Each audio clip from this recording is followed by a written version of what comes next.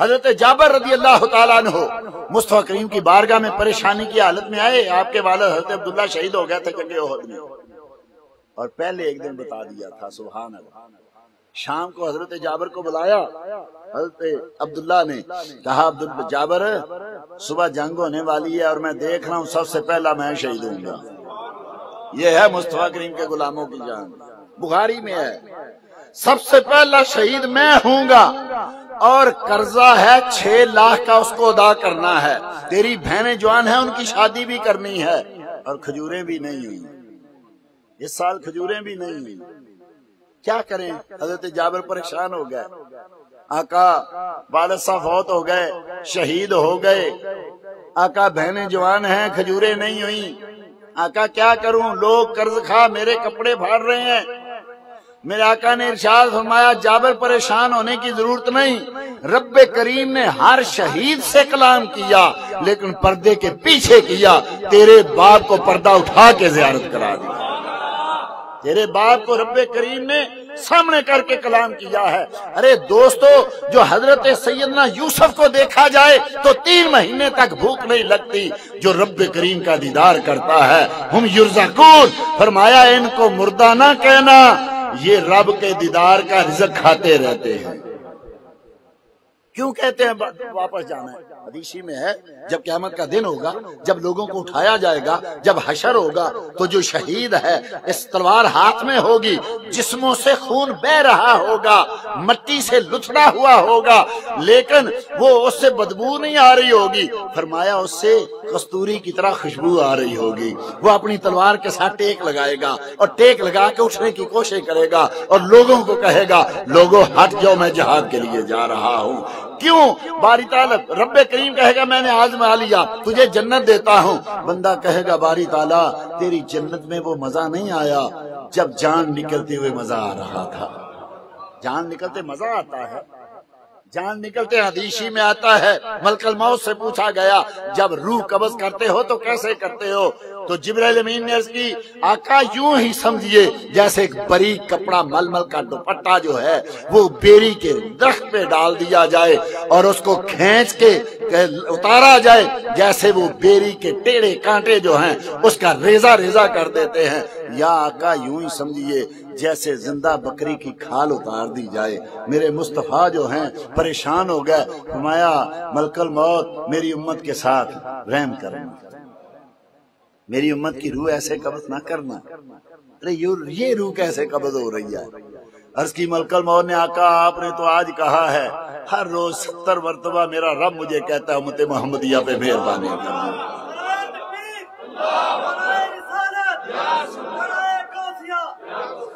یہ بھی تو بتاؤ ہے کیا موت جس کو تم نبی کے لیے ثابت کر رہے ہو؟ مصطفیٰ کریم صلی اللہ تعالی علیہ وسلم نے ارشاد فرمایا کہ رب ویسے تو ہر نبی کو اختیار دیتا ہے، یہ موت و حیات کا اختیار دیتا. حدیثی میں ہے، پہلے میں نے عرض کیا آقا کریم صلی اللہ تعالی علیہ وسلم بظاہر آخری ایام تھے، آخری دن تھا، دروازہ کھٹکھٹایا گیا. حضرت فاطمہ نے پوچھا، دروازہ کھٹکھٹانے والے نے کہا کیا میں اندر آ سکتا ہوں؟ فرمایا نہیں، نبی کریم مصروف ہیں، واپس چلا جا. واپس چلا گیا. پھر دروازہ کھٹکھٹایا، تیسری بار جب کہا نا واپس چلا جا. میرے آقا نے فرمایا فاطمہ جانتی ہے کون ہے؟ عرض کی نہیں آقا. فرمایا یہ کبھی اجازتیں نہیں لیتا، یہ تیرا ہی باپ ہے جس سے اجازت لے رہا ہے. یہ ملک الموت ہے، یہ بنا اجازت کے اندر آتا ہے اور بن اجازت کے روح لے کے جاتا ہے. لیکن اس کو بلا لو، انا رفیقکم الاعلی، میں اپنے رب کا دیدار پسند کرتا ہوں، میں اپنے رب کے پاس جانا چاہتا ہوں. جب تک مصطفیٰ کریم صلی اللہ تعالی علیہ وسلم نے یہ 3 بار نہیں کہا اس وقت تک ملک الموت جو ہے وہ آگے نہیں بڑھے. یہ ایک امانت تھی. فرمایا دنیا کا ایک طریقہ بنایا ہوا ہے، حیاتی ختم نہیں ہوئی. اور اہل سنت کا یہ عقیدہ ہے، یاد رکھیے، چاروں ائمہ اکرام کا یہ عقیدہ ہے کہ روح کو فنا نہیں ہے. روح پیدا ہوئی ہے، اس کو موت نہیں ہے، جن میں ابن تیمیہ بھی شامل ہے، ابن قیم بھی شامل ہے، ابن عبد الوہاب بھی شامل ہے۔ سب کا یہ عقیدہ ہے کہ روح کو فنا نہیں ہے، روح کو موت نہیں ہے۔ جب کافر کی روح کو موت نہیں ہے تو نبی کی روح کو کیسے موت آ سکتی؟ اس لیے رب کریم نے ارشاد ہے یہ رزق کھاتے ہیں تو وہ کون سا رزق ہے جو ہماری سمجھ میں نہیں آ رہا؟ اور یہ بھی عجیب بات ہے کہ کیا کھانے کے ساتھ زندگی معلق ہے؟ اگر کھانے کے ساتھ ہی ہوتی تو جبرائیل کے لیے کون سا ناشتہ ہوتا ہے؟ کون پکاتا ہے اس کے لیے؟ زندہ ہیں کہ نہیں ہے؟ لیکن کھانا کھاتے نہیں کھاتے۔ حضرت سیدنا عیسیٰ زندہ ہیں، چوتھے آسمان پہ ہیں، کھانا کھا رہے ہیں؟ کوئی ہے کسی حدیث میں؟ کہتے عیسیٰ علیہ السلام آج بھی کھانا کھاتے ہیں، لیکن ہم جیسوں کے لیے کہ تم سمجھتے ہو کھانا کھاتے ہیں، تو ساتھ ہی رب کریم نے ارشاد فرمایا دیا یرزقون، ان کو رزق دیا جاتا ہے۔ اب یہ نہ سمجھنا کہ رزق یہی ہے جو ہم کھاتے ہیں، ان کا رزق جو ہے وہ رب کریم کا دیدار ہے، ان کا رزق جو ہے وہ رب کریم کی نعمتیں ہیں۔ حضرت سیدنا ثابت بنانی رضی اللہ تعالیٰ عنہ تابعی ہیں، حضرت انس مالک کے شاگرد ہیں، ان سے روایت نقل کی ہے امام ابو نعیم نے حلیۃ الاولیاء صحیح سند کے ساتھ،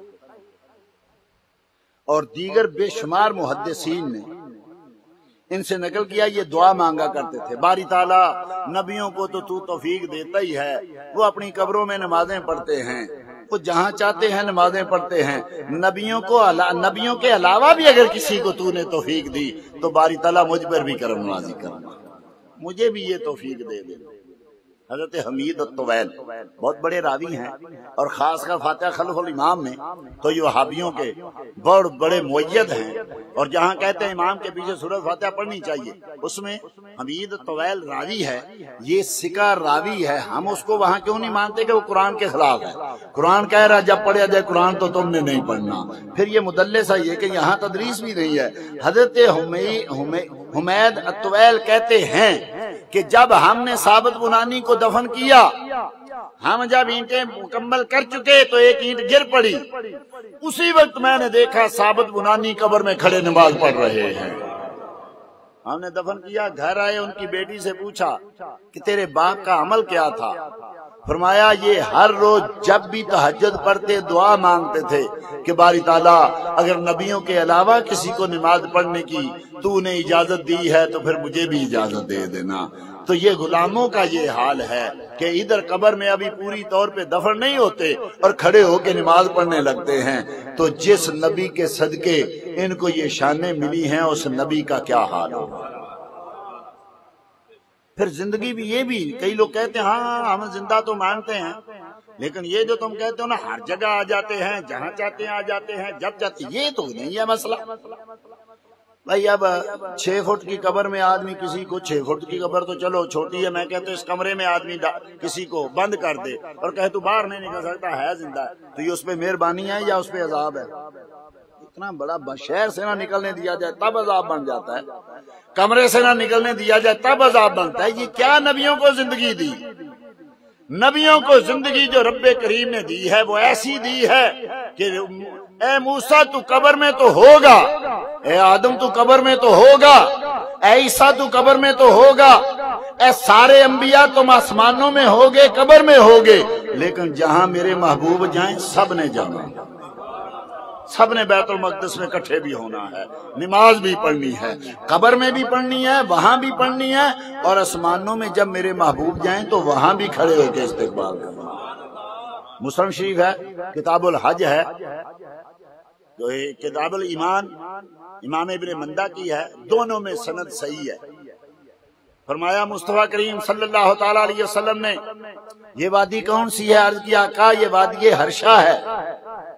آگے تشریح لائے دہرا یہ وادی کون سی؟ عرض کیا آقا یہ وادی حرج ہے۔ میرے آقا نے ارشاد فرمایا کہ میں نے ابھی دیکھا اونٹنیوں پہ حضرت موسیٰ اور حضرت یونس ابن متا دونوں اونٹنیوں پہ سوار ہیں، کھجور کی چھال کی رسی کی نکیلیں بنائی ہوئی ہیں، اور اونٹنیوں پہ بیٹھے آ رہے ہیں اور لبیک اللہم لبیک پکارتے ہوئے حج کرنے کے لیے آ رہے ہیں۔